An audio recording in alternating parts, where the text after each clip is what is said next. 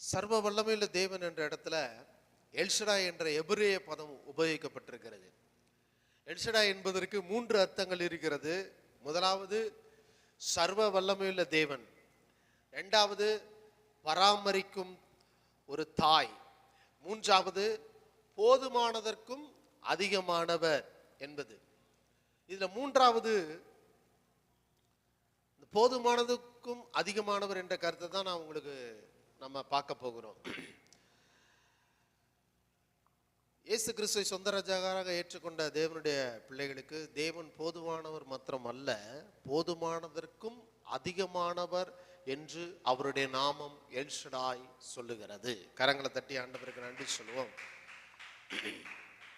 ஆமென். தேவனுக்கு Elohim, Ebenezer, Emmanuel என்றெல்லாம் பல பெயர்கள் இருக்கிறது. எல்லா நாமங்களும் அர்த்தம் நிறைந்தவர்களாய் இருக்கின்றன. ஏலோகிம் என்றால் நம்மை உண்டாக்கின தேவன் என்ற அர்த்தம். எபினேசர் என்றால் உதவி செய்யும் தேவன் என்ற அர்த்தம். இம்மானுவேல் என்றால் நம்மோடு இருக்கும் தேவன் என்ற அர்த்தம். தேவனுடைய நாமங்கள் தேவனுடைய சுவாபத்தை வெளிப்படுத்துகிறதா இருக்கிறது. எல்ஷடாய் உங்களுக்கு போதுமானவர் மாத்திரமல்ல, போதுமானதற்கும் அதிகமானவராய் இருக்கிறார். God is not only enough, he is more than enough. உங்கள் தேவைகள் அவர் பார்வையில் ஒன்றுமே இல்லை. உங்கள் தேவைகள் பெரிதாய் தோன்றும் போது எல்ஷடாயை நினைவிலே கொண்டு வாருங்கள். எல்ஷடாயை உங்கள் வாயிலே உச்சரியுங்கள். எல்ஷடாவை உயர்த்துங்கள். அவருடைய சம்பத்தை உங்கள் வாழ்வில் கட்டவிழ்த்து விடுங்கள். தேவையை பற்றி பேசுவதை தவிர்த்து விடுங்கள். குறைவை பற்றி பேசுவதை நிறுத்துங்கள். மனிதருடைய பரிதாபத்தை தேடாதிருங்கள்.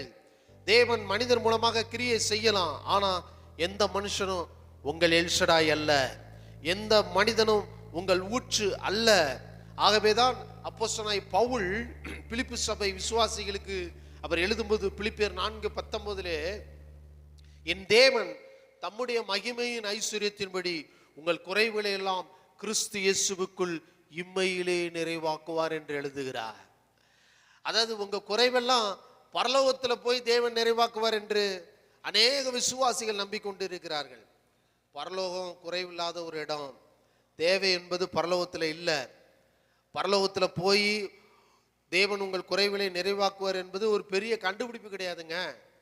தேவன் இம்மையிலே குறைவுகளை நிறைவாக்குற எல்ஷடாய். எத்தனை குறைவுகளை நிறைவாக்குவார்? எல்லா குறைவுகளையும் நிறைவாக்குவார். ஆவிக்குரிய குறைவுகள், மனதுக்குரிய குறைவுகள், சரீரத்திற்குரிய குறைவுகள், தொழிலுக்குரிய குறைவுகள், குடும்பத்துக்குரிய குறைவுகள், ஊழியத்துக்குரிய சகல குறைவுகளையும் எல்ஷடாய் நிறைவாக்குவார்.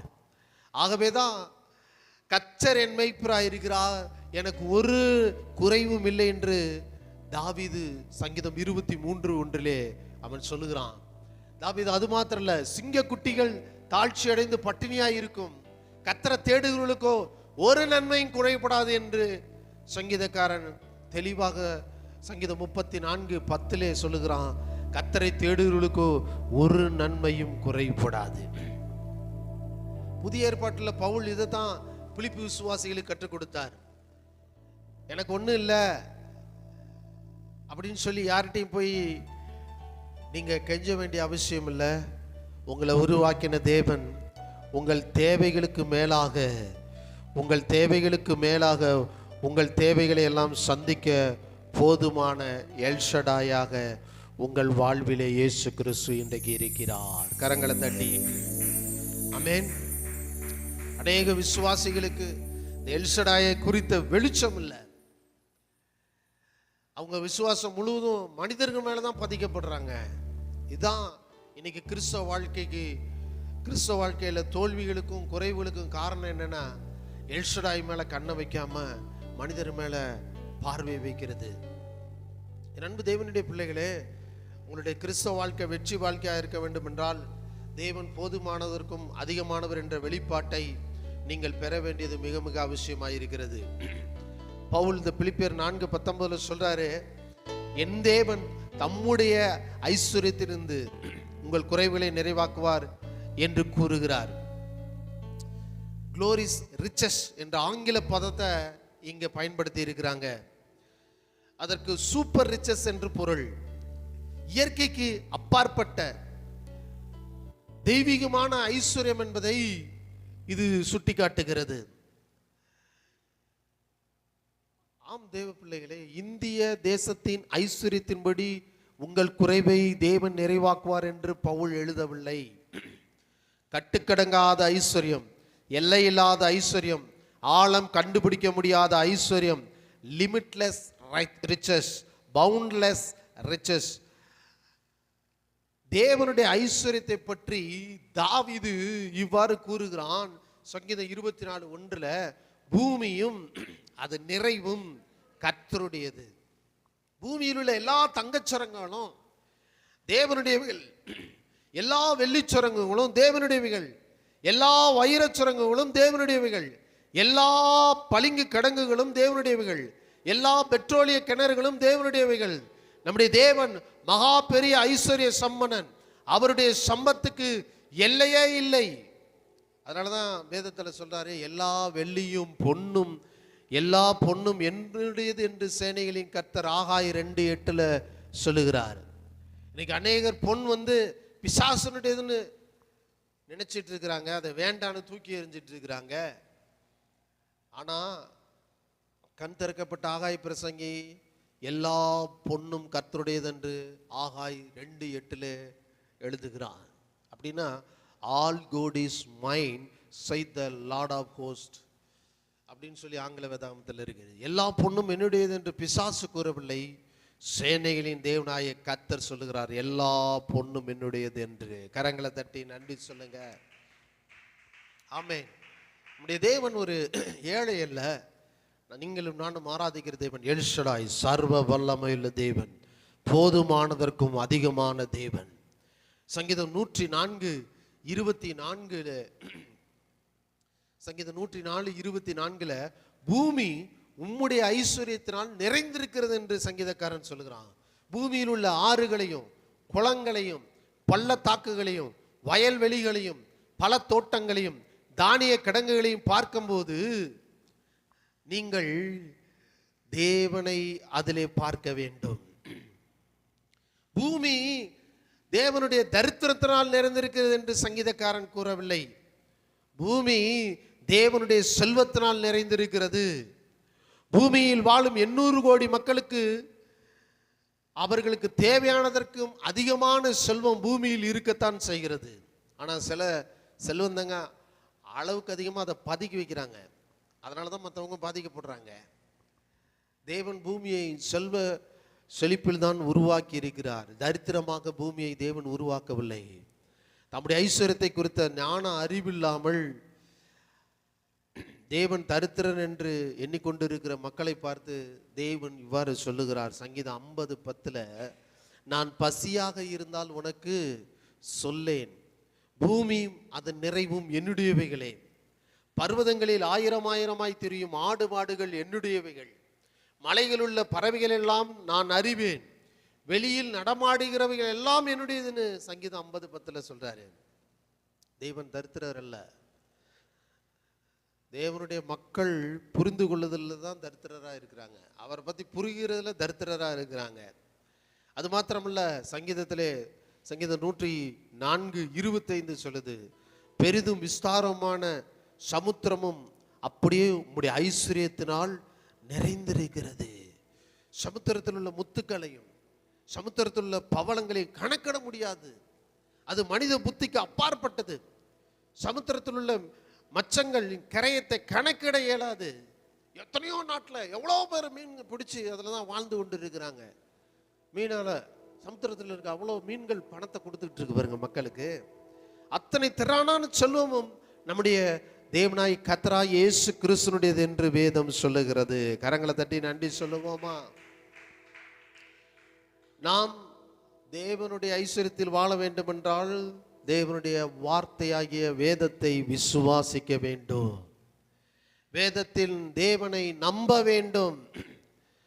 வேதம் தரித்திர தேவனை நமக்கு போதிக்கவில்லை, போதுமானதற்கும் அதிகமான ஐஸ்வர்ய சம்பன்னரை தான் வேதம் நமக்கு போதிக்கிறது.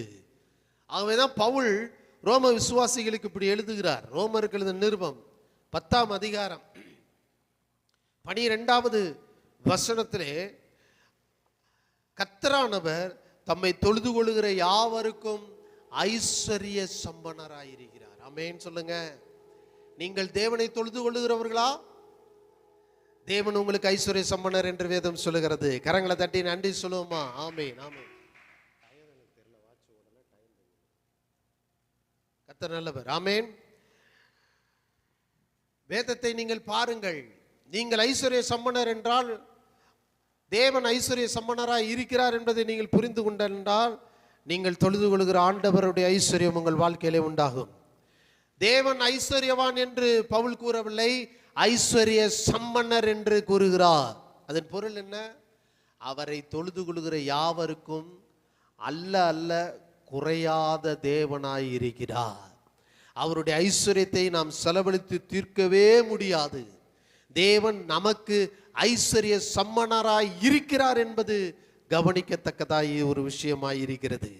தேவன் நமக்காகவே ஐஸ்வர்ய சம்பன்னராய் இருக்கிறார். அவருடைய ஐஸ்வர்யம் நம்முடைய ஐஸ்வர்யமாய் இருக்கிறது. ஆபிரகாம் தேவனை ஐஸ்வர்ய சம்பன்னராக கண்டான். அதனாலதான் ஆதியாகமம் 13:2 ஆபிரகாமை பற்றி சொல்லும்போது, அவன் மிருக ஜீவன்களும் வெள்ளியும் பொன்னுமான ஆஸ்திகளையும் உடைய சீமானாய் இருந்தான். ஆபிரகாம் தேவனை பற்றி அவன் சொல்லும்போது, அவன் முதலாவது தேவனை நோக்கி பார்த்ததை எப்படி பார்த்தான்னா, தேவன் ஐஸ்வர்ய சம்பன்னர் என்பதை முதலாவது அவன் நோக்கி பார்த்தான். இரண்டாவது அதை அறிந்திருந்தான். தேவன் தம்மை தொழுது கொள்ளுகிற யாவருக்கும் ஐஸ்வர்ய சம்பன்னர்ங்கிறத ஆபிரகாம் அறிந்திருந்தான். மூன்றாவது, அவர் ஏராளமானவர் மாத்திரமல்ல, தாராளமானவர் என்பது ஆபிரகாமுடைய கண்டுபிடிப்பாக இருந்தது. தேவன் நம்முடைய தேவைகளுக்கும் போதுமானவர் மாத்திரமல்ல, போதுமானதற்கும் அதிகமானவராகவே இருக்கிறார். கரங்களை தட்டி ஆமென். ஆபிரகாமுடைய கண்டுபிடிப்பு பார்த்தீங்கன்னா ஆதியாகமம் 14:23 சொல்லப்பட்டிருக்கிறது. வானத்துக்கும் பூமிக்கும் சொந்தக்காரராகிய உன்னதமான தேவனாய் கர்த்தருக்கு நேராக என் கண்களை உயர்த்துகிறேன். பார்த்தீங்களா, அழகா கண்டுபிடிச்சிருக்கான் ஆபிரகாம். அதனால தாங்க ஐஸ்வர்யத்தில் உயர்ந்துகிட்டே போறான். தேவன் பிச்சைக்காரர் இல்ல. தேவன் வானத்திலும் பூமியிலும் பெரிய ஐஸ்வர்யவான் ஆண்டவராய் இயேசு கிறிஸ்து. இன்றைக்கு உலகிலே பெரிய பணக்காரர் எலான் மஸ்க், அமெரிக்காவோட பில்கேட்ஸ்ன்னு சொல்றாங்க. கிடையாதுங்க. உலகத்திலே பெரிய பணக்காரர் அவர் ஆண்டவராகிய இயேசு கிறிஸ்து. இதை பழைய ஏற்பாட்டிலேயே ஆபிரகாம் தன்னுடைய காலத்திலே அறிந்திருந்தான். அது மாத்திரம் இல்ல, இந்த தேவன் தமக்காகவே ஐஸ்வர்ய சம்பன்னராய் இருக்கிறார் என்பதை அவன் உணர்ந்திருந்தான். அது மாத்திரம் இல்ல, தனக்கு மட்டும் ஐஸ்வர்ய சம்பன்னர் அல்ல, அவருடைய உடன்படிக்கையின் மக்கள் அனைவருக்கும் அவர் ஐஸ்வர்ய சம்பன்னராய் இருக்கிறார் என்பதை ஆபிரகாம் உணர்ந்திருந்தான். கரங்களை தட்டி நன்றி சொல்லுங்க. ஆமென். தேவன் ஐஸ்வர்ய சம்பன்னராய் இருக்கிறதுனால நமக்கு லாபம் இல்லைங்க. ஆனா அவர் நமக்காக ஐஸ்வர்ய சம்பன்னராய் இருக்கிறார். உங்களுக்காக உங்கள் குறைவுகளிலே, உங்கள் தேவைகளிலே உங்களுக்கு போதுமானதற்கும் அதிகமானதை கொடுக்கும்படி அவர் ஐஸ்வர்ய சம்பன்னராய் இருக்கிறார். அவருக்காக ஐஸ்வர்ய சம்பன்னராய் இல்ல, உங்கள் குறைவுகளை நிறைவாக்குவதற்கு, உங்கள் தேவைகளுக்கு போதுமானதற்கு அதிகமாய் கொடுப்பதற்கு அவர் ஐஸ்வர்ய சம்பன்னராய் இருக்கிறார் என்று வேதம் சொல்லுகிறது. கரங்களை தட்டி நன்றி சொல்லுங்க பார்க்கலாம். ஆமென் ஆமென். அதனாலதான் ஆபிரகாம் சொல்லுகிறான், வானத்துக்கு நேராக என் கைகளை என்ன செய்கிறேன்? கைகளை ஏறெடுக்கிறேன் அப்படிங்கிறான். என் அன்பு தேவனுடைய பிள்ளைகளே, போதுமானதற்கும் அதிகமான தேவன் எல் ஷடாய் என்றால் ஆதியாகமம் 17:1 நீங்க வாசித்து பார்த்தீங்கன்னா, அங்கே வாசிங்க. ஆதியாகமம் 17ஆம் அதிகாரம் 1 வசனம். ஆபிரகாம் 99 வயதாகும் போது கர்த்தர் ஆபிரகாமுக்கு தரிசனமாகி, சர்வ வல்லமையில தேவன், பாருங்க அவனுடைய வாழ்க்கையில அவன் யாருக்கு நேராக கையை நீட்டுறான்னா, அந்த சர்வ வல்லமையில தேவனுக்கு நேராக கைகளை உயர்த்தினான். தேவனுக்கு நேராக தன்னுடைய கரத்தை விசுவாசத்தோடு நீட்டுகிறான். தேவனுடைய அந்த ஐஸ்வர்யம் தனக்கு பழிக்கும், தேவனுடைய ஐஸ்வர்யம் தன் தேவைக்கு அதிகமானது என்று நம்பினான். அதனால தான் ஆபிரகாம் வீட்டில் 318 பேர் இருந்தாங்களாம் வேலைக்காரர்களாக. எத்தனை பேருங்க சொல்லுங்க? 318 பேர் வேலைக்காரர்கள் இருந்தார்கள். அந்த வேலைக்காரர் அத்தனை குடும்பத்துக்கும் சாப்பாட்டுக்கு ஆபிரகாம் தான் பார்த்தான். அத்தனை குடும்பத்தையும் பராமரிக்கிறதுக்கு எவ்வளவு செலவோ அதை எல்லாம் ஆபிரகாம் கொடுத்தான். அவன் பயப்படவில்லை. ஏனென்றால் தேவன் அவனுக்கு தரிசனமாகி, நான் உன்னுடைய தேவைகள் யாவையும் போதுமானவருக்கு அதிகமானவர் என்று ஆதியாகமம் 17:7 அவர் 17:1 வெளிப்படுத்தி இருந்ததுனால அப்புறம் தன்னுடைய தேவைகளை மட்டும் அவர் சந்திக்க மாட்டார், மிச்சம் எடுக்கவும் செய்வார் என்று விசுவாசித்து ஆபிரகாம் தேவனை நோக்கி கரங்களை நீட்டினான். இன்னைக்கு உங்கள் கரங்க அங்கே இங்கே நீட்டாதீங்க, தேவனை நோக்கி நீட்டுங்க. உங்கள் குறைவுகளை நிறைவாக்கும்படி உங்களுக்காக ஐஸ்வர்ய சம்பனராக இருக்கிற ஆண்டவராய் இயேசு கிறிஸ்துவை நோக்கி உங்கள் கரத்தை நீட்டுவீர்கள் என்றால் உங்கள் குறைவுகளை மாத்திரல்ல, உங்கள் போதுமானதற்கும் அதிகமாக உங்களுக்கு அவருடைய ஐஸ்வர்யத்தை இன்றைக்கு கொடுக்க அவர் ஆவலோடு காத்து கொண்டிருக்கிறார். கரங்களை தட்டி நன்றி சொல்லுமா?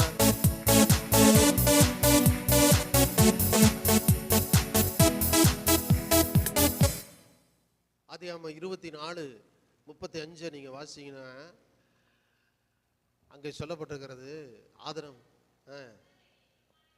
கர்த்தர் என் எஜமானனை மிகவும் ஆசீர்வதிக்கிறார். இன்னைக்கு முதலாளியை பற்றி தெரியணும்னா வேலைக்காரங்கள்ட்ட கேட்டால் போதும். அப்போ அவங்க ஓனர் எப்படின்னா, இந்த ஓனரா ரொம்ப பிச்சைக்காரன், எங்கள் ஓனரா ஐயோ அப்படின்லாம் பேசுவாங்க பார்த்தீங்களா? ஆபிரகாமுடைய வேலைக்காரன் ஆபிரகாமை பற்றி சொன்ன சாட்சி ரொம்ப ரொம்ப குறிப்பிடத்தக்கதுங்க. அவன் சொல்கிறான், கர்த்தர் என் எஜமானனை மிகவும் ஆசீர்வதிக்கிறார், ஆசீர்வதித்திருக்கிறார்னு சொல்கிறான். The Lord hath blessed my master greatly என்று ஆங்கில வேதத்தில் எழுதப்பட்டிருக்கிறது. மிகவும் அதிகமாக ஆசீர்வதித்திருக்கிறார். ஆசீர்வதித்தால் மட்டும் போதுமா? ஆசீர்வதித்தால் போதாது. ஏன் மிகவும் அதிகமாக ஆசீர்வதிக்க வேண்டும்? ஏனென்றால் அதுதான் நம் தேவனுடைய தகுதியாக இருக்கிறது. தகுதிக்கு குறைவாக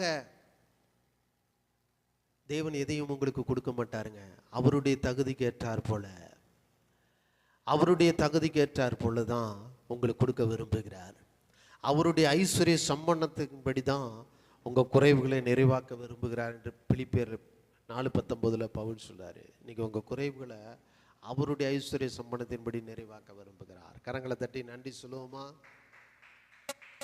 என் தேவைகளை பார்க்கிலும் என் தேவன் பெரியவரே, சூழ்நிலையை காட்டிலும் என் ரட்சகர் பெரியவரே. ஆராதிப்பே ஆராதிப்பே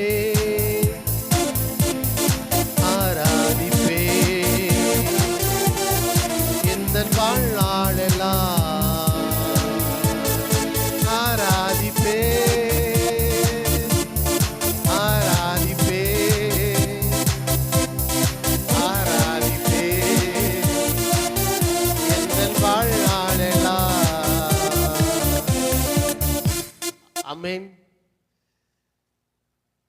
எல்ஷடாய் தெய்வம் உங்களுக்கு அமுக்கி குலுக்கி சரிந்து விழும்படி நன்றாய் அளந்து உங்கள் மடியிலே போட்டு உங்கள் குறைவுகளை எல்லாம் இன்றைக்கு நிறைவாக்கும்படி இயேசு சிலுவையிலே கரையம் செலுத்தி மரித்து விட்டார். உங்களுக்காக உங்கள் குறைவை நிறைவாக்கும்படி இயேசு 3ஆம் நாளில் உயிரோடு எழுந்து இன்றைக்கு உங்கள் குறைவை நிறைவாக்கும்படி பிதாவாகிய தேவனுடைய வலது பார்சத்தில் அமர்ந்து பரிந்து பேசிக் கொண்டிருக்கிறார். ஆகவே இன்றைக்கு உங்கள் குறைவுகள் எல்லாம் அவருடைய ஐஸ்வர்ய சம்பன்னத்தின்படி நிறைவாக மாறப்போகிறது. கரங்களை தட்டி ஆராதிப்பே ஆராதிப்பே ஆராதிப்பே இந்த வாழ்நாளெல்லாம் ஆராதிப்பே ஆராதிப்பே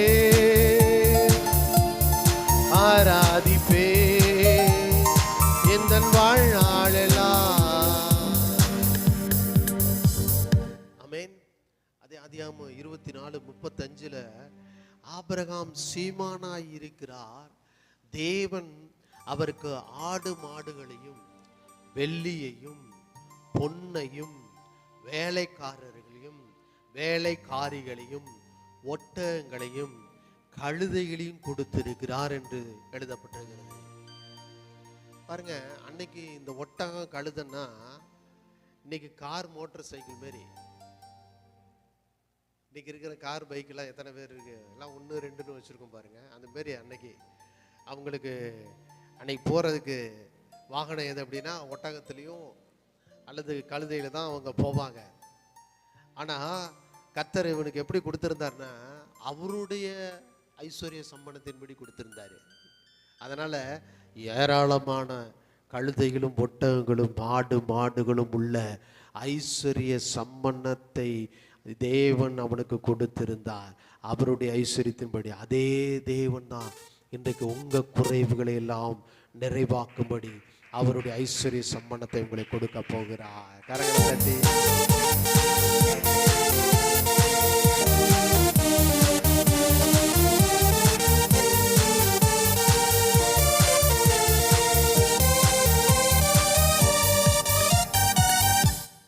ஆபிரகாமுக்கு இத்தனை கழுதை தேவையா அப்படின்னு கேட்டுட்டு இருக்காதீங்க. தேவை என்று தெரிந்துதான் தேவன் கொடுத்திருக்கிறார். தேவனுக்கு ஆலோசனைக்காரனா யாரும் இருக்க முடியாதுங்க. அந்த தேவன் கர்த்தர் நான் மாறாதவர் என்று சொல்லுகிறார். ஆமென் சொல்லுங்க. அவர் எல்ஷடாய், ஏராளமானவர் மாத்திரமல்ல தாராளமானவர். ஆகவே இன்னைக்கு உங்க எண்ணத்தை நீங்க மாத்திக்கங்க என்று கர்த்தர் சொல்றாரு. உன் தரித்திரத்துக்கு நேரா கர்த்தரை இழுக்காத. அவர் சொல்றாரு, உன் தரித்திரத்துக்கு நேரா என்ன இழுக்காதப்பா, என் ஐஸ்வர்யத்துக்கு நேரா நீ வா. நீங்க அநேகர் கர்த்தரை மாற்றுறதுக்கு பிரயாசப்பட்டு கொண்டு இருக்கிறாங்க. கர்த்தர் சொல்றாரு, கர்த்தர் நான் மாற மாட்டேன்ப்பா அப்படின்னு என்னத்தானே நீ மாறு. என் ஐஸ்வர்யத்தை பாரு, என் சம்பத்தை பாரு. இந்த ஐஸ்வர்யமும் சம்பத்தும் உனக்காக வைத்திருக்கிறேன், உனக்காகவே அதை வைத்திருக்கிறேன் என்று சேனைகளின் கர்த்தர் சொல்லுகிறார். கரங்களை தட்டி நன்றி சொல்லுங்க.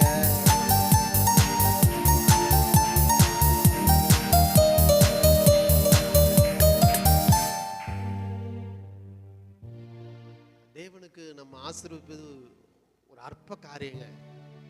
ஆனா நம்முடைய எண்ணங்களை மாற்றி அமைக்கிறதுங்கிறது தேவனுக்கு ஒரு பெரிய சவாலா இருக்கு. அதனாலதான் எதிர்மறையான தரித்திரத்தின் எண்ணங்களை சத்தியத்தினால கழுவி அவைகளை நீக்குங்க. பக்தி மாம்சத்தை களைஞ்சிட்டு சத்தியத்தை பிடித்துக் கொள்ளுங்கள். சத்தியத்தை அறிவீர்கள், சத்தியம் உங்களை என்ன செய்யும்? விடுதலையாக்கும். தேவனுக்காக எல்லாத்தையும் விட்டுட்டேன் அப்படின்னு சொல்றதுல நிறைய பேருக்கு பெருமை இருக்கு. சத்தியம் சொல்லுது, அதெல்லாம் உன் பெருமை. ஐஸ்வர்ய சம்பனர், உனக்காக ஐஸ்வர்ய சம்பனராக இருக்கிற தேவன் தான் உங்களுடைய பெருமை. எல்ஷடாக இருக்கிற தேவன் தான் உங்களுக்கு பெருமையாக இருக்க வேண்டும். உங்க வாழ்க்கையில அவருடைய ஐஸ்வர்யம் உங்க வாழ்நாள் முழுவதும் பலிப்பதன் மூலமாய் அவருடைய நாமம் உங்கள் மகிமைப்பட வேண்டும் என்று நீங்கள் இன்று வாஞ்சிப்பீர்கள் என்றால் அதுதான் தேவனுக்கு பெருமையாக இருக்கும். தேவ பிள்ளைகளே, கரங்களை தட்டி நன்றி சொல்லுங்க.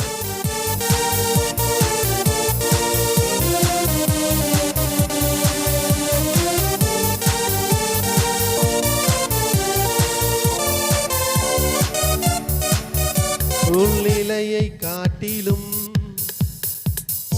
என் தேவன் பெரியவரே, காட்டிலும் ரட்சகர் பெரியவரே. சூழ்நிலையை காட்டிலும் என் தேவன் பெரியவரே, தேவைகளை பார்க்கிலும் ரட்சகர் பெரியவரே.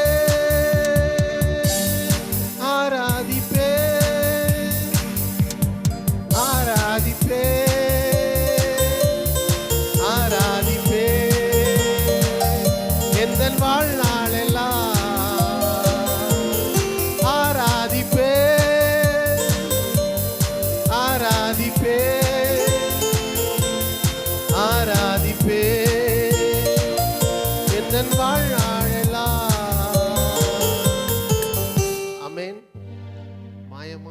கீர்த்தி வேஷம் நமக்கு தேவையில்லை, மனிதர்களுடைய பாராட்டு நமக்கு தேவையில்லை. நாம எப்படிப்பட்ட தரித்திரர் என்பதை உலகத்துக்கு காட்டுறதுக்காண்டி கர்த்தர் உங்களை அழைக்கல. தேவன் எப்படிப்பட்ட ஐஸ்வர்ய சம்பன்னர் என்பதை உலகத்திற்கு காட்டும்படியாக தேவன் உங்களையும் என்னையும் அழைத்திருக்கிறார். கரங்களை தட்டி ஆராதிப்பே ஆராதிப்பே ஆராதிப்பே எந்தன் வாழ்நாளெல்லாம் அவரை தொழுது கொள்கிற யாவருக்கும் ஐஸ்வர்ய சம்பன்னராய் இருக்கிறார். என்னோடு சேர்ந்து பாடுங்க.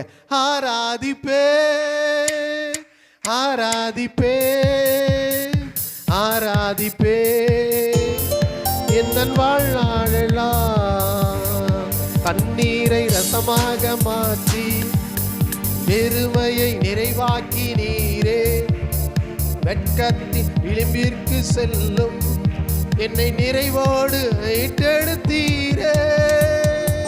கண்ணீரை ரசமாக மாற்றி பெருமையை நிறைவாக்கி நீரே வெட்கத்தின் விளிம்பிற்கு சென்றும் என்னை நிறைவோடு மீட்டெடுத்தீரே. ஆராதிப்பே ஆராதிப்பே ஆராதிப்பே எந்தன் வாழ்நாளெல்லாம் ஆராதிப்பே ஆராதிப்பே ஆராதிப்பே எந்தன் வாழ்நாளெல்லாம். ஆமென். விசுவாசத்துல தாங்க பொழைக்கிறோம், நாங்க ஏழைங்க அப்படின்னு சொல்றது வேதத்துக்கு பொருந்தாதுங்க. எல்ஷடாய் மேல உள்ள விசுவாசம் உள்ள நீங்கள், இயேசு கிறிஸ்துவை விசுவாசிக்கிற நீங்கள் ஏழைகளாக இருக்க முடியாது. ஒருவேளை நீங்க வெளியே ஏழையா இருக்கலாம், ஆனா உள்ளே ஆண்டவராய் இயேசு கிறிஸ்துவின் மேல் உள்ள அந்த விசுவாசத்துல நீங்கள் ஐஸ்வர்யன்களாக இருக்க வேண்டும். எல்ஷடாய் என்ற நாமம் நம்முடைய ஆவியிலும் மனதிலும் இருக்க வேண்டும். ஏழையாக இருப்பதில் தவறு இல்லை, ஆனா என்னைக்குமே ஏழையாக இருக்க திட்டமிடுவதுதான் தவறு. ஏழையாக இருப்பது தவறு இல்லை, ஆனால் ஏழ்மை புத்தி நமக்கு இருப்பதுதான் தவறு. ஏழ்மை புத்தி உள்ளவர்கள் தங்கள் தேவைகளை மற்றவரிடத்தில் சொல்றதுக்கு ரொம்ப தீவிரப்படுறாங்க. ஆனா எல்ஷடாயின் மேல விசுவாசம், இயேசு கிறிஸ்து மேல விசுவாசம் இருக்கிறவர்கள் எல்லாரும் ஆபிரகாமை போல அவருக்கு நேராக கரத்தை நீட்டுகிறார்கள்.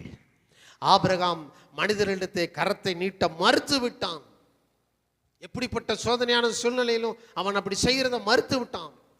அவனுடைய சூழ்நிலையை போய் பாருங்க. ஏதோமின் ராஜா 5 ராஜாக்களோட கூட்டு சேர்ந்து சோதம் ராஜாவை முறியெடுத்து பெண்களையும் செல்வத்தையும் கொள்ளை பொருளாக கொண்டு போய் விட்டார்கள். லோத்து சோதம் பட்டணத்தில் குடியிருந்தவனால அவனுடைய குடும்பத்தையும் செல்வத்தையும் கொண்டு போயிட்டாங்க சிறைப்பிடிச்சு. ஆகவே ஆபிரகாம் தன்னுடைய வீட்டில் இருந்த 318 பேரை கூட்டிட்டு போய் அந்த ராஜாக்கள்லாம் பின்தொடர்ந்து அவங்களெல்லாம் ஜெயித்து மிகுந்த கொள்ளை பொருட்களோடு திரும்பி வர்றான். அப்படி வர்றப்ப சோதோமின் ராஜா சொல்றான், நன்றியோடு சொல்றான், அப்பா என் பொண்டாட்டி பிள்ளை செல்வத்தெல்லாம் நீ கொண்டுட்டு போனவங்களை பிடிச்சிட்டு கொண்டு வந்திருக்க, எனக்கு என் மனைவி பிள்ளைங்க மாத்திரம் போதும், ஏன்னா எல்லா செல்வத்தையும் நீ வைத்துக்கோ என்று சொல்லுகிறான். கொள்ளையடிச்சிட்டு வந்த பொருட்கள் குவியலா இருக்கு, பொண்ணு வெள்ளி எவ்வளோ காரியங்கள் எல்லாம் குவியல் குவியலா குவிச்சு வச்சிருக்கிறாங்க. ஆபிரகாம்கிட்ட ராஜா சொல்றான், இதெல்லாம் நீ எடுத்துக்கோ, மனிதர்களை மட்டும் எனக்கு தானே. அந்த இடத்துல ஆபிரகாம் சொல்றான் பாருங்க, என்ன சொன்னான் அப்படின்னா, நான் என் தேவனுக்கு நேராக மட்டும்தான் கரத்தை நீட்டுவேன், என் தேவைகளுக்கு அவரை மாத்திரம்தான் பார்ப்பேன், என் தேவைகளுக்கும் அதிகமாக எனக்கு கொடுக்க போதுமானவராக, எல்ஷடாயாக, ஐஸ்வர்ய சம்பனராக இருக்கிற அவருக்கு நேராக என் கரத்தை நீட்டுவேனே தவிர இந்த மனிதருக்கு நேராக என் கரத்தை நீட்ட மாட்டேன் என்று சொல்லுகிறான். என் அன்பு தேவனுடைய பிள்ளையே, இன்றைக்கு உன் கரம் அந்த அவங்களுக்கும் இவங்களுக்கு நீட்டப்படக்கூடாது. உன்னுடைய கரம் தேவனை ஆராதிப்பதற்காக நீட்டப்படும் என்றார். உன்னுடைய கரம் உன் தேவைகளுக்காக கர்த்தரை நோக்கி நீட்டப்படும் என்றார். உனக்காகவே ஐஸ்வர்ய சம்பனராய் இருக்கிற தேவன் உன் வாழ்விலே அவருடைய ஐஸ்வர்யத்தின் மகிமையின்படி இன்றைக்கு உன் வாழ்க்கையில் அவருடைய ஐஸ்வர்ய சம்பனத்தை பெருக செய்திடுவார். கரங்களை தட்டி நன்றி சொல்லுங்க.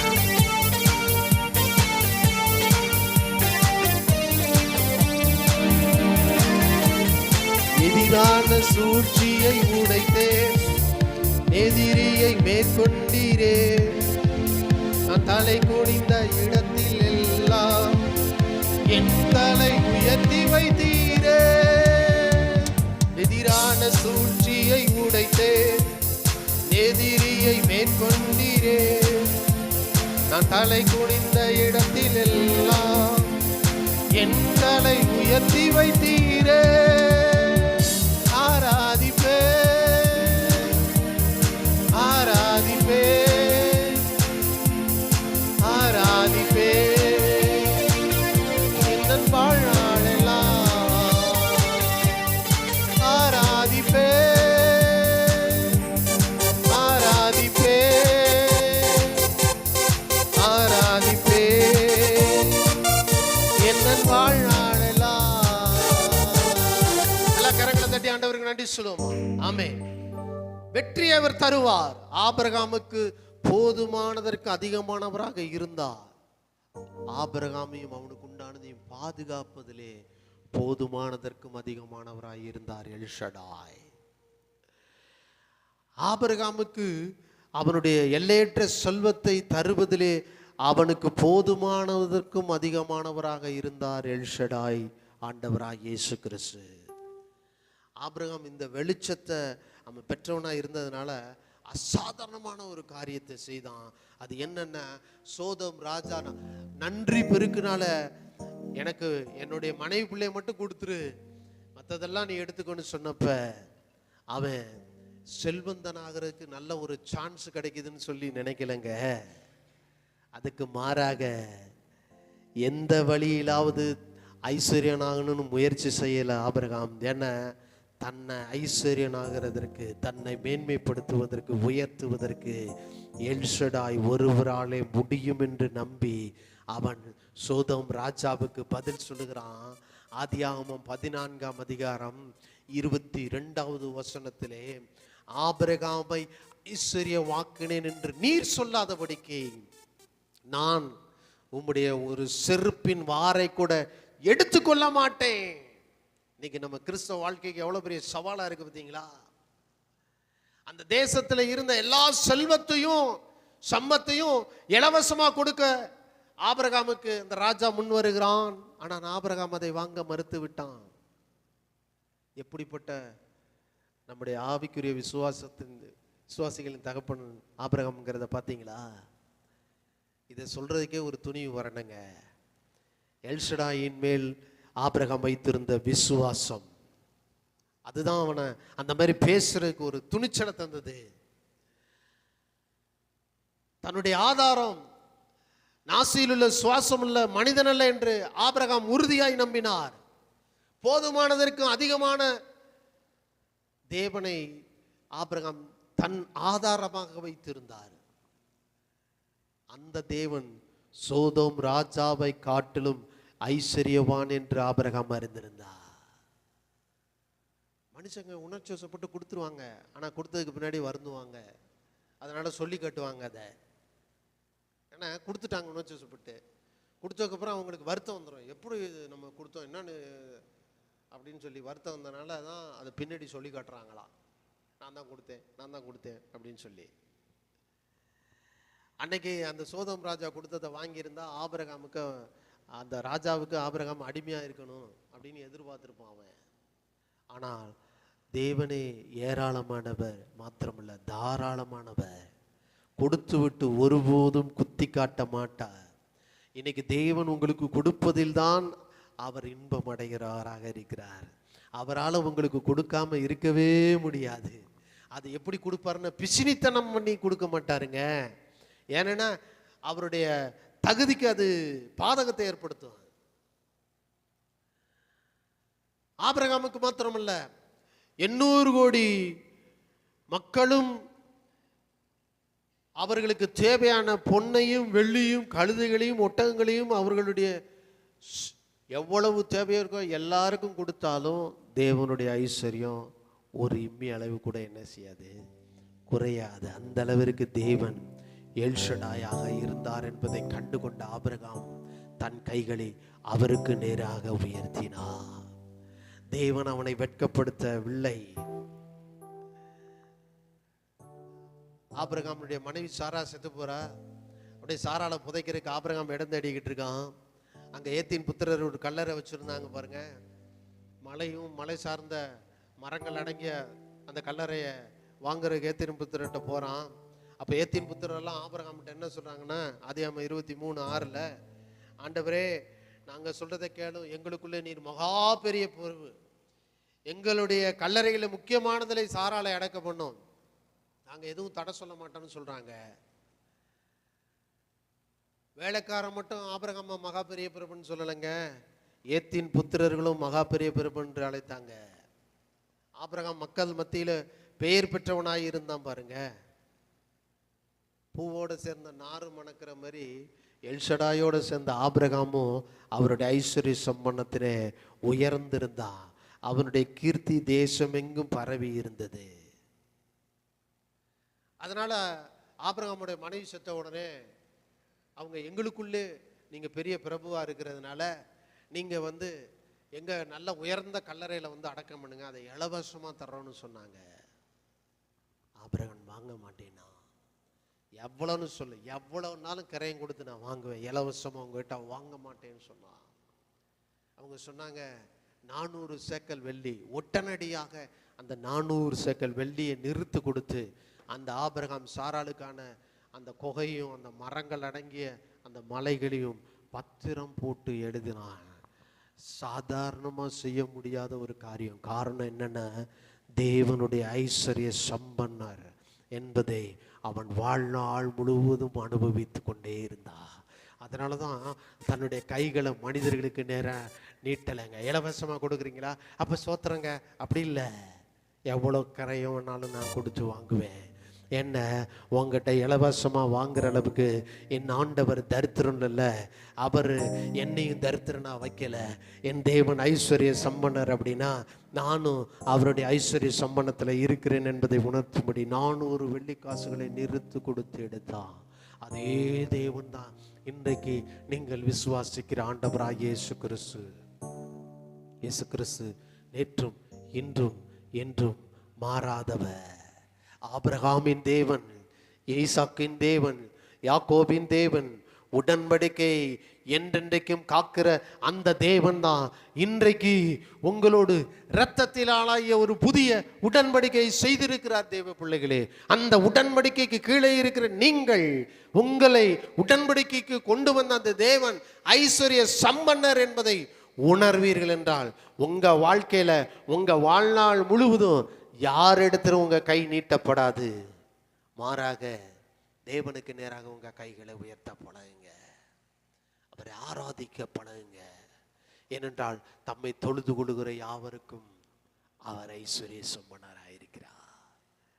அவர் ஐஸ்வர்ய சம்பன்னராய் இருப்பதே தம்மை தொழுது கொள்ளுகிற யாவருக்கும் அவர்கள் குறைவுகளை போதுமானதற்கும் அதிகமாக நிறைவாக்குவதற்காக. இன்னைக்கு அப்படிப்பட்ட தேவனை தான் இந்த ராத்திரி வேளை உங்களுக்கு சொல்லிக் கொண்டிருக்கிறேன். உங்கள் குறைவுகளை நிறைவாக்குவதற்கு தான். உங்கள் பாவத்துல சாபத்திலிருந்து மட்டும் இயேசு மீட்டெடுக்கலைங்க. நிறைய பேர் அதுக்கு தான் இயேசு சிலுவையில மரித்தாருங்கிறாங்க. வேதம் தெளிவா சொல்லுகிறது, நம்மை ஐஸ்வர்யங்களாக்கும்படி அவர் தாமே நம்முடைய தரித்திரத்தை சிலுவையிலே சுமந்தார். சிலுவையில் தூக்கப்பட்ட எவனும் சபிக்கப்பட்டவன் என்று எழுதியிருக்கப்படி இயேசு கிறிஸ்து தாமே நமக்காக சிலுவையிலே சாபமானார். பாவத்துக்காக மட்டும் இயேசு கிறிஸ்து மரிக்கல. இயேசு கிறிஸ்து சாபத்துக்கு மரித்தார். சாபத்துக்காக மட்டும் மரிக்கல. இயேசு கிறிஸ்து நம்முடைய குறைவுகள் எல்லாம் நிறைவாக்கும்படி, நம்முடைய தேவைகளுக்கும் அதிகமானதை கொடுத்து அவருடைய ஐஸ்வர்ய சம்பன்னத்தை இந்த பூமியிலே நீங்களும் நானும் பெற்றுக்கொண்டு அவர் ஒருவருக்கு நேராக கைகளை உயர்த்தி அவரையே ஆராதிக்கும்படி இயேசு கிறிஸ்து நமக்காக சிலுவையில் மரித்து 3ஆம் நாளில் உயிரோடு எழுந்து இன்றைக்கும் பிதாவின் வலது பரிசுத்திலே நமக்காக பிறந்து பேசிக் கொண்டிருக்கிறார். ஆராதிப்பேன், ஆராதிப்பேன், ஆராதிப்பேன் எந்தன் வாழ்நாளெல்லாம். ஆராதிப்பேன், ஆராதிப்பேன், ஆராதிப்பேன் எந்தன் வாழ்நாளெல்லாம். தண்ணீரை ரசமாக மாற்றி பெருமையை நிறைவாக்கி நீரே, வெட்கத்தின் விளிம்பிற்கு சென்றும் என்னை நிறைவோடு நடத்தினீரே. கண்ணீரை ரசமாக மாற்றி பெருமையை நிறைவாக்கி நீரே, வெட்கத்தின் விளிம்பிற்கு சென்றும் என்னை நிறைவோடு மீட்டெடுத்தீரே. ஆராதிப்பேன், ஆராதிப்பேன், ஆராதிப்பேன் எந்தன் வாழ்நாளெல்லாம். ஆராதிப்பேன், ஆராதிப்பேன், ஆராதிப்பேன் எந்தன் வாழ்நாளெல்லாம். ஆமென். அப்படிப்பட்ட எல்ஷடாய் இயேசு கிறிஸ்துவை உங்கள் ஆதாரமாக வாழ்க்கையிலே வையுங்கள். அவர் உங்கள் வாழ்க்கையிலே சரிந்து விழும்படி அளந்து போடுவார், மிச்சம் எடுக்கும்படி உங்களை நடத்துவார், உபரியை உங்கள் வாழ்க்கையிலே தருவார், மற்றவர்களுக்கு உங்களை ஆசீர்வாதமாக இருப்பார், ஆசீர்வாதமாக மாற்றுவார். அதிகாரம் 12:2 நான் உன்னை ஆசீர்வதிப்பேன், நீ ஆசீர்வாதமாக இருப்பாய் என்று கர்த்தர் ஆபிரகாமுக்கு சொன்னாரு. ஆபிரகாம் அநேகருக்கு ஆசீர்வாதமா இருந்தது போல இன்றைக்கு அந்த தேவனுடைய ஐஸ்வர்யத்தின் ஆசீர்வாதம் உங்களுக்கு மட்டும் இல்லைங்க, நீங்க அநேகருக்கு ஆசீர்வாதமாக இருக்கும்படி கர்த்தர் இந்த ராத்திரி வேளையிலே எல்ஷடாயாக சர்வ வல்லமையுள்ள தேவனாக உங்கள் வாழ்க்கையிலே இயேசு என்கிற பெயரிலே வந்து விட்டார். கரங்களை தட்டி நன்றி சொல்லுமா. நம்ம எல்லாரும் அப்படியே எழுந்து நிற்போம். கர்த்தருடைய சமூகத்தில் அவரை நோக்கி பார்ப்போம். Thank you Lord, thank you Lord, thank you Lord. நன்றி செலுத்துகிறோம் ஆண்டவரே. தீராபா சந்தரபல பரபர பரபா